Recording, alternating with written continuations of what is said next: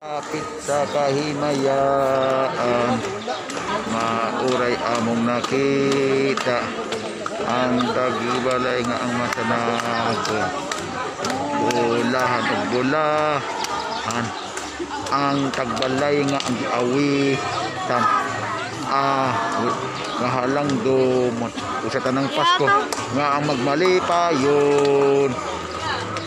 Bagong tuig, bagong na dapit sa kahimayaan, mauray among makita, ang panagay nga ang masanagon.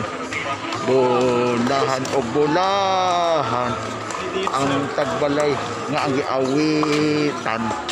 Awit nga alanghandom sa tanang Pasko. Merry Christmas o magmalipayon.